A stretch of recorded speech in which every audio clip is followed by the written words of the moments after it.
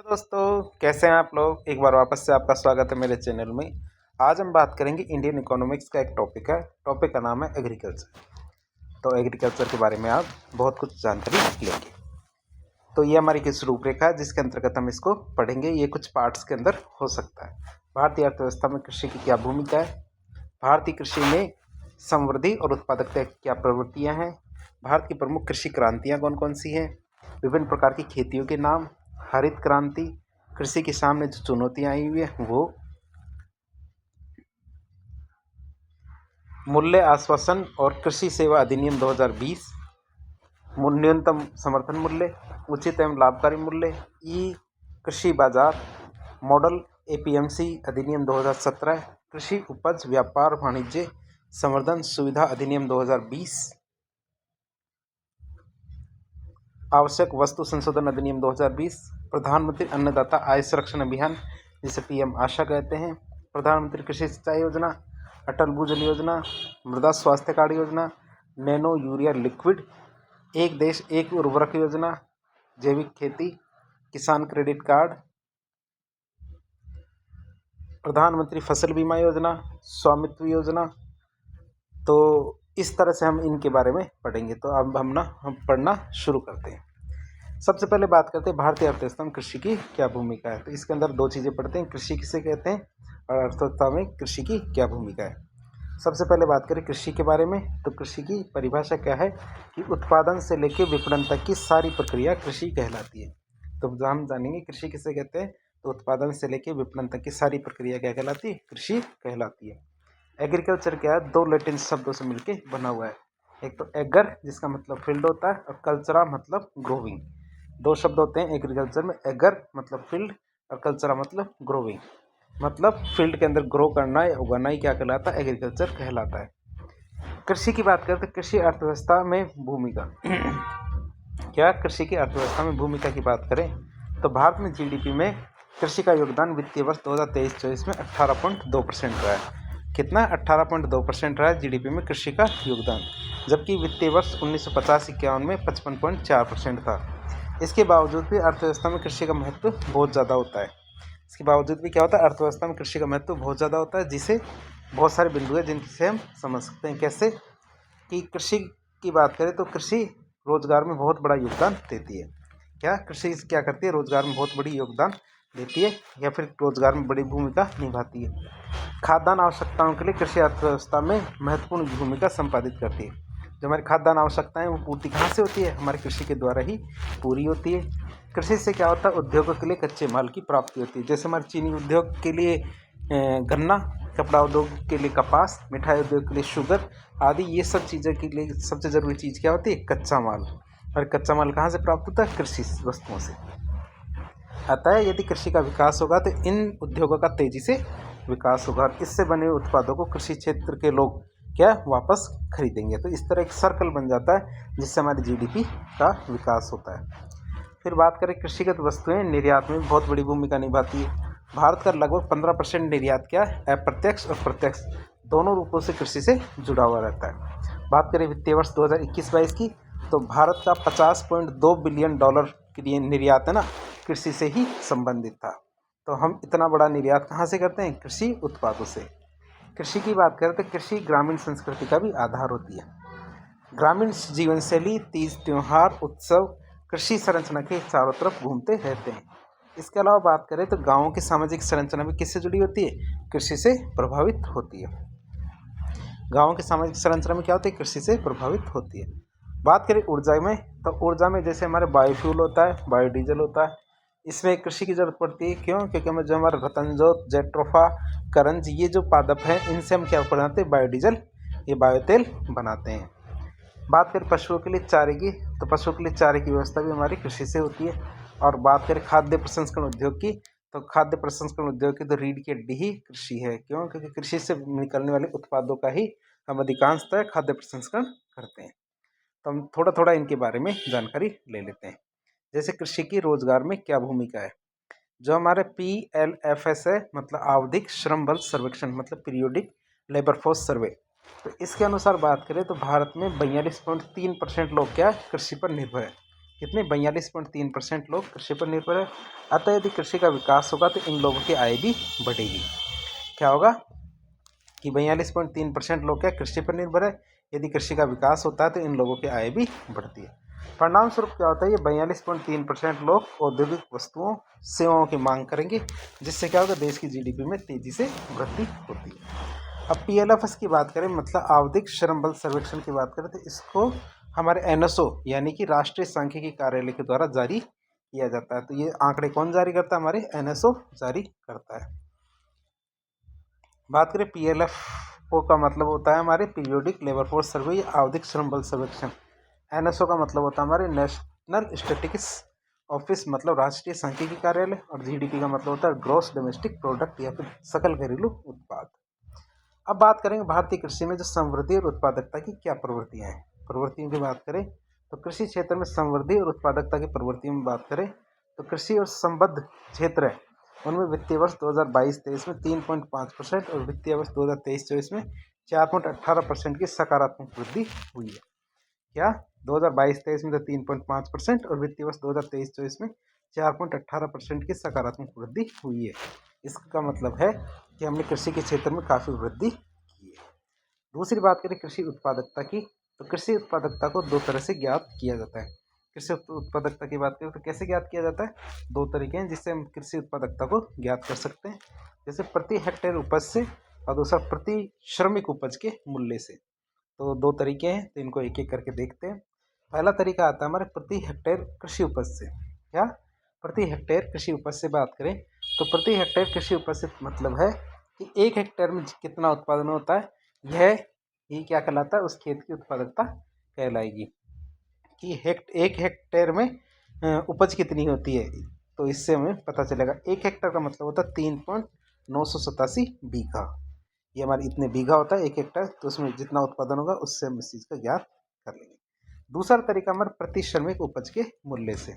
प्रति श्रमिक उपज के मूल्य से की बात करें तो कृषि उत्पादकता ज्ञात कर ली जाती है। अर्थात एक खेत के कुल उपज के मूल्य में उस खेत में कार्य करने वाले श्रमिकों का भाग दिया जाता है। क्या किया जाता है, एक खेत की कुल उपज के मूल्य में क्या किया जाता है, उस खेत में काम करने वाले श्रमिकों का भाग दिया जाता है और फिर जो रिजल्ट आता है वही क्या कहलाता है, उस खेत की प्रति श्रमिक उत्पादकता। वही क्या कहलाएगा, उस खेत की प्रति श्रमिक उत्पादकता। तो हमने दोनों तरीके देख लिए। अब बात करते हैं भारत में कृषि की स्थिति की बात करें तो वित्तीय वर्ष 1950-51 में भारत में खाद्यान्नों का कुल उत्पादन कितना हुआ है, 50.8 मिलियन टन। कितना हुआ है, 50.8 मिलियन टन हमारे खाद्यान्नों का कुल उत्पादन हुआ है। वित्तीय वर्ष 2023-24 में भारत में खाद्यान्नों का कुल उत्पादन हमारे 328.9 मिलियन टन हो गया है। तो देखिए आज़ादी से लेके अब तक इतने साल हो गए, इतने साल मतलब लगभग 75 साल होने को है और 75 सालों में हमने कितना उत्पादन बढ़ा दिया, लगभग 6-6.5 गुना हमने जो खाद्यान्नों का उत्पादन बढ़ा दिया है। आज़ादी के समय भारत की कृषि उत्पादन अत्यधिक कम था, जिसके बहुत सारे कारण थे जिस वजह से ये कम था। क्यों, क्योंकि पहले बात तो हम पारंपरिक कृषि पद्धतियों का उपयोग करते थे। दूसरी बात जो ब्रिटिश काल की शोषणकारी नीतियां हैं ये हमारी कृषि को काफ़ी पिछड़ापन लेकर आई थी। भूमि का असमान वितरण था, लोगों में किसी के पास बहुत ज़्यादा भूमि तो किसी के पास बंधुआ मजदूर के रूप में कार्य करते थे। खेती में आधुनिक तकनीकों की कमी थी, कृषि क्षेत्र में निवेश की कमी थी। मध्यस्थों की भूमिका की बात करें तो मध्यस्थों की अत्यधिक संख्या थी, बिखरी हुई और जोतें भी कैसी थी, छोटी छोटी जोतें थी। सिंचाई के स्थायी स्रोत का अभाव था, सिंचाई की क्या स्थायी स्रोत का अभाव था। निम्न कृषि यंत्रीकरण था, क्या लो एग्रीकल्चरल मैकेनिज्म था। अपर्याप्त भंडार और परिवहन की असुविधा थी, क्या था, अपर्याप्त भंडार और परिवहन की असुविधा थी।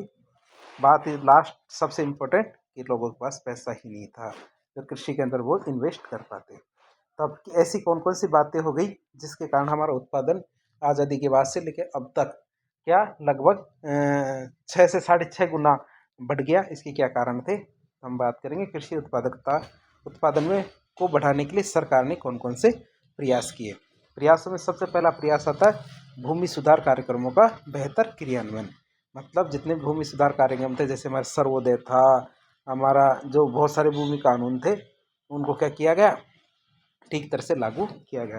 भारत सरकार के द्वारा 1951 में जमींदारी प्रथा को समाप्त कर दिया गया, जिससे एक लिमिट बनाई गई, उससे ऊपर यदि भूमि आप रखते हो तो आपको वो सरकार के पास देनी होगी। 1972 में हदबंदी मतलब लैंड सीलिंग व्यवस्था लागू की गई, अर्थात भूमि की एक व्यक्ति के अधीन अधिकतम सीमा तय की गई कि एक व्यक्ति के अधीन इतनी ही भूमि रखी जा सकती है। फिर बात करें लैंड कंसल्टेशन मतलब चकबंदी, अर्थात भूमि के छोटे छोटे टुकड़ों का एकत्रीकरण किया गया। अर्थात यदि एक व्यक्ति की भूमि, जैसे मान लीजिए किसी की भूमि, एक भूमि यहाँ है, एक भूमि यहाँ है, 1 बीघा यहाँ, 1 बीघा यहाँ, 1 बीघा यहाँ, तो इन तीनों भूमि को कैंसिल कर देंगे और उसे 3 बीघा एक ही जगह भूमि दे देंगे। तो इसे क्या कहते हैं, चकबंदी या लैंड कंसल्टेशन। तो आप इसे समझ सकते हैं कि किसी की 4 जगह भूमि है तो उन 4 वो जगह भूमि के बजाय एक ही जगह भूमि दे दी जाती है। तो ये हमारी लैंड कंसल्टेशन या चकबंदी लागू की गई। सन 1955 में काश्तकारी सुधार कानून लागू किए गए, अर्थात काश्तकारों को जमीन का क्या किया गया, मालिकाना हक दिया गया था। सन 1966 में हरित क्रांति का प्रारंभ कर दिया गया। कृषि क्षेत्र में निवेश को बढ़ावा दिया गया। कृषि क्षेत्र में शोध और अनुसंधान को बढ़ावा देना और इससे क्या हुआ, किसानों को प्रशिक्षण देना, ये सब कार्य किए गए। इसी वजह से क्या हो रहा है, हमारी कृषि काफ़ी तरक्की कर रही है। एक फसल की जगह बहु फसलों को बढ़ावा दिया जा रहा है। सिंचाई प्रणाली में व्यापक सुधार हुआ है और इसलिए सरकार के द्वारा सिंचाई परियोजनाओं को प्रारंभ किया गया। बीजों में भी हमने सुधार किया है और उन्नत किस्म के बीजों का प्रयोग करना शुरू कर दिया है। कृषि से संबंधित जो गतिविधियां हैं उनका बेहतर प्रबंधन कर रहे हैं, भूमि और जल संसाधनों का प्रबंधन कर रहे हैं। रासायनिक जैविक उर्वरकों का उचित प्रयोग, जैसे कि हमारी मृदा स्वास्थ्य कार्ड योजना है, इसको लागू किया गया है। कृषि साख और विपणन सुविधाओं का विकास किया जा रहा है। क्या किया जा रहा है, कृषि साख और विपणन सुविधाओं का विकास किया जा रहा है। कृषि क्षेत्र में यंत्रीकरण को बढ़ावा दिया जा रहा है। और लास्ट देखिए तो हम कृषि क्षेत्र से संबंधित जो भी आधारभूत संरचना है इसका निर्माण में तीव्रता लाई जा रही है। तो इस तरह हमने देखा कि कृषि के क्षेत्र में बहुत सारे सुधार किए गए और वो भी एक ही क्षेत्र में नहीं, बहुत सभी क्षेत्रों में लगभग काफ़ी सारे सुधार किए गए। इन सुधारों के कारण हमारी कृषि आज़ादी से लेकर अब तक 6 से 6.5 गुना बढ़ गई है। तो ये हमारे लिए काफ़ी गर्व की बात है। अब बात करें, हमारे प्रयास तो बहुत सारे किए गए, तो कृषि उत्पादकता को बढ़ाने के लिए किए गए प्रयासों का परिणाम क्या निकला। कृषि उत्पादन को बढ़ाने के लिए जो उपयुक्त सुधार किए गए उससे क्या हुआ, खाद्यान्न उत्पादन में रिकॉर्ड वृद्धि हुई है। 2022-23 की बात करें तो भारत का कुल खाद्यान्न उत्पादन 332 मिलियन टन हुआ था, जिसमें हमारे जो मोटा अनाज या अन्न है 56.93 मिलियन टन, चावल है 137 मिलियन टन, गेहूँ है 113 मिलियन टन, दाल है 24.24 मिलियन टन और 39.66 मिलियन टन क्या तिलहन हुआ है, क्या तिलहन हुआ है। तो फिर बात करें हमारे भारत के आर्थिक सर्वेक्षण 2023-24 की बात करें तो 23-24 की बात करें तो इसमें 2022-23 के आंकड़े आते हैं। फसल उत्पादन से संबंधित 22-23 के आंकड़े क्या कहते हैं वो देखें। तो उत्तर प्रदेश का फसल उत्पादन में क्या खाद्यान्न की फसलों की बात कर रहे हैं, किसकी, खाद्यान्न फसलों की। तो खाद्यान्न की बात करें तो राज्य देश में नंबर 1 पे कौन सा राज्य है, तो खाद्यान्न में हमारा नंबर 1 पे हमारा उत्तर प्रदेश। ये तो आपको वैसे भी पता है, भारत के अंदर सबसे ज़्यादा जनसंख्या ही उत्तर प्रदेश की है, तो खाना भी उनको ज़्यादा उगाना पड़ेगा। फिर हमारा मध्य प्रदेश दूसरा स्थान है 39.5 मिलियन टन। फिर तीसरा पंजाब है, तीसरा स्थान है 28.21 मिलियन टन। अब आप सोचेंगे पंजाब में इतनी जनसंख्या थोड़ी है कि उनको इतना उत्पादन करना पड़े, लेकिन हम ये भी जानते हैं कि जो हरित क्रांति है तो हरित क्रांति का प्रभाव सबसे ज़्यादा पंजाब और हरियाणा में ही रहा था, तो इस वजह से वहाँ उत्पादन भी काफ़ी ज़्यादा होता है। अब बात करें खाद्यान्न में, तो खाद्यान्न में 3-4 चीज़ें हैं, कौन कौन सी, मोटा अनाज, चावल, गेहूँ और दाल, ऐसी फसलों को शामिल किया जाता है। तो ओवरऑल बात कर रहे थे। अब एक एक करके बात करें तो भारत में चावल का सबसे ज़्यादा उत्पादन करने वाला राज्य कौन सा है, पहला तो आता पश्चिम बंगाल, फिर आता हमारा उत्तर प्रदेश, फिर आता हमारा पंजाब। यदि इंडिविजुअल हम चावल की बात करेंगे तो सबसे ज़्यादा चावल कौन उत्पादन करता है, पश्चिम बंगाल, दूसरे स्थान पर हमारा उत्तर प्रदेश, तीसरे स्थान पर हमारा पंजाब आता है।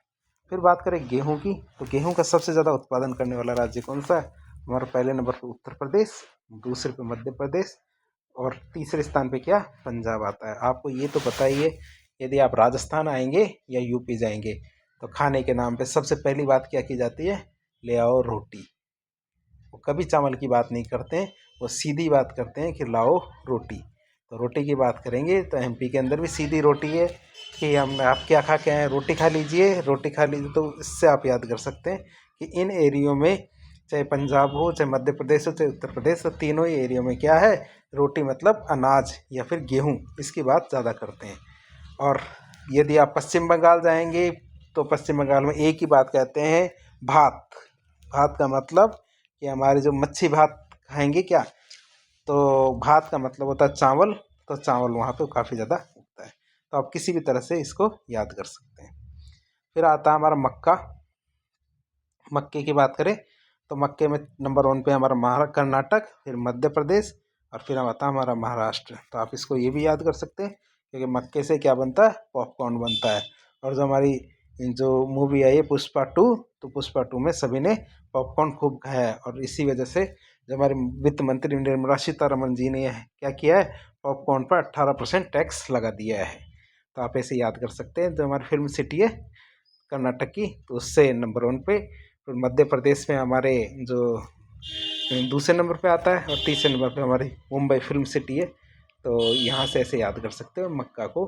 और वैसे भी आप ऐसे याद कर सकते हो, क्यों, क्योंकि यहाँ पे लेटराइट मिट्टी पाई जाती है तीनों एरियो के अंदर, तो वहाँ पे मक्का का बहुत ज़्यादा उत्पादन होता है। फिर बात करेंगे हम किसकी, भारत में जो न्यूट्री की बात करें, या फिर जो मोटा अनाज है, न्यूट्रिशियस फूड की, तो उसका सर्वाधिक उत्पादन करने वाले कौन कौन से राज्य हैं। कर्नाटक पर नंबर 1 पे स्वास्थ्य में, जिसमें 7.30 मिलियन टन। फिर राजस्थान की बात करें दूसरे स्थान पे 7.7 मिलियन टन। महाराष्ट्र तीसरे स्थान पे, मतलब 5.84 मिलियन टन। तो इतना उत्पादन करते हैं कौन कौन से राज्य, कर्नाटक, राजस्थान और महाराष्ट्र। तो ये उत्पादन करते हैं किसका, कुल न्यूट्री, या फिर हमारा जो मोटा अनाज होता है, जिसको हम बाजरा भी कह सकते हैं। तो इसके उत्पादन की बात कर रहे हैं। अब बात करेंगे हम किसका, चना जोर गरम। तो चना जोर गरम की बात करें, लाइए आपके लिए बाबू मज़ेदार। तो फिल्म सिटी हमारे महाराष्ट्र नंबर 1 पे रहेगा। फिर हमारे साउथ की फिल्म सिटी हमारे कर्नाटक दूसरे नंबर पे। और फिर हमारे निरुआ जी, मतलब यूपी वाला ठुमका लगाऊं, तो वही बात है कि सारी बातें हैं, तो ये सब चने से संबंधित है। तो चने में महाराष्ट्र नंबर 1 पे, फिल्म सिटी महाराष्ट्र, कर्नाटक दूसरे नंबर पे, और तीसरे नंबर पे हमारे उत्तर प्रदेश, ये चना खाते हैं। फिर आता भारत में तूर या अरहर की दाल की बात करें, तूर या अरहर की दाल का सबसे ज़्यादा उत्पादन करने वाले राज्य कौन कौन से, महाराष्ट्र पहले स्थान पे 3.28 मिलियन टन, मध्य प्रदेश दूसरे स्थान पे 3.3 मिलियन टन, और राजस्थान तीसरे स्थान पे 2.65 मिलियन टन। तो ये तीनों की बात करें, महाराष्ट्र, मध्य प्रदेश और राजस्थान की, तो भारत में तूर या अरहर का उत्पादन करने वाले यही राज्य हैं।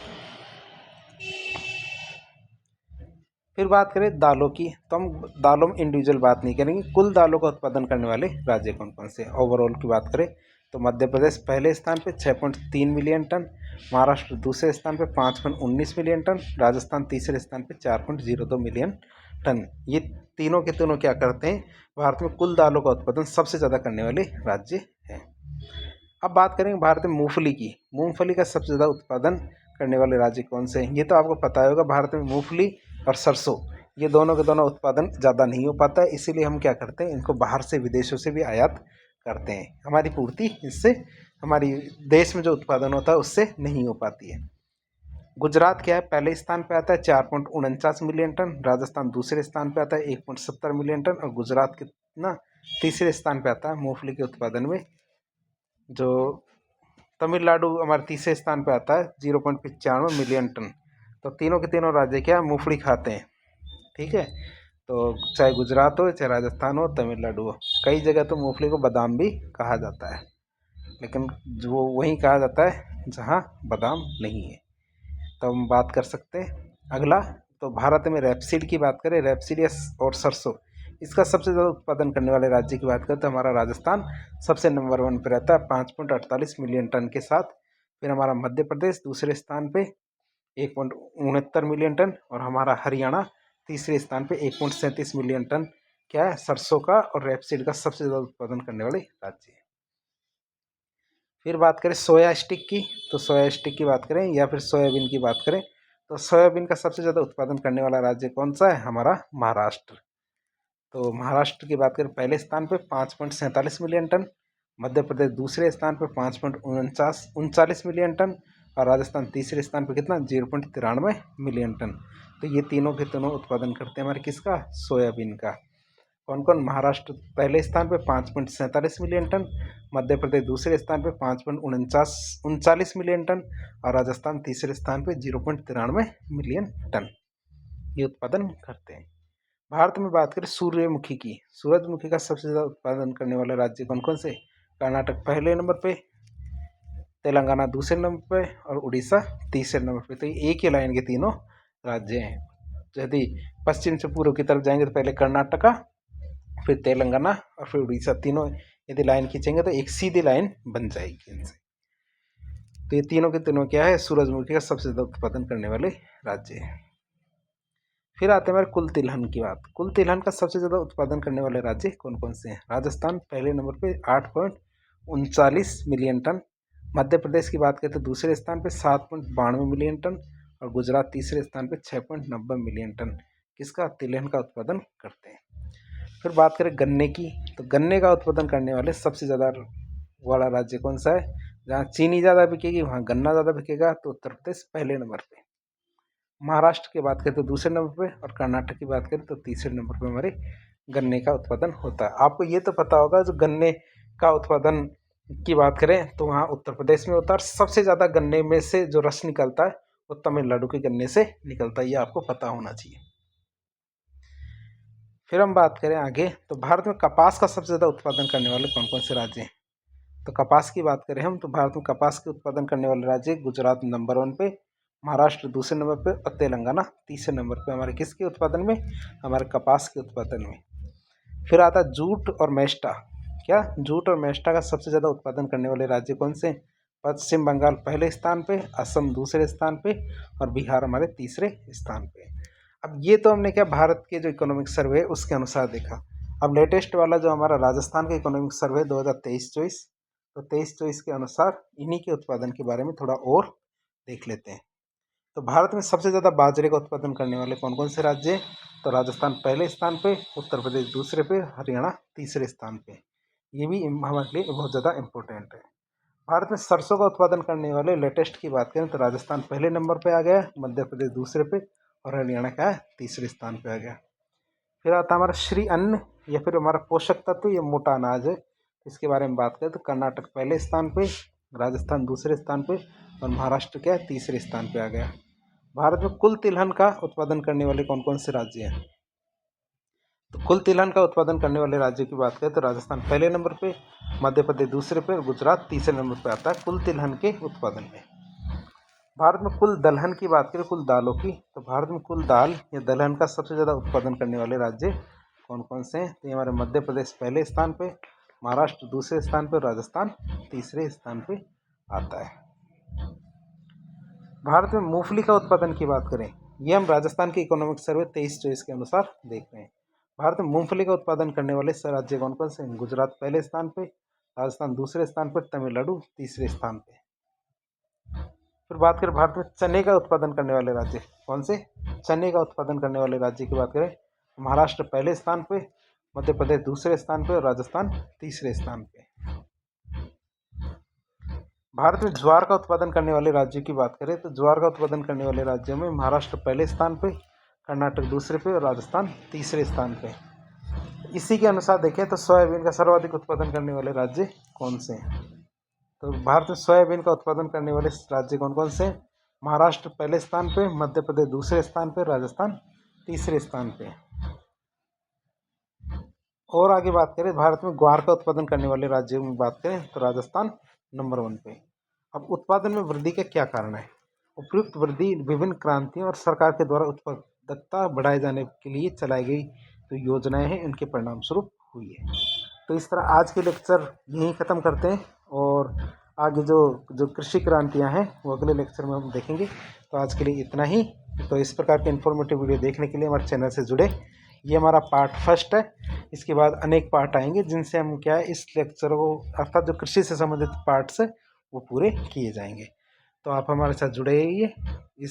यदि वीडियो पसंद आता तो वीडियो को लाइक करें, चैनल को सब्सक्राइब करें, अपने दोस्तों के साथ शेयर करें। धन्यवाद।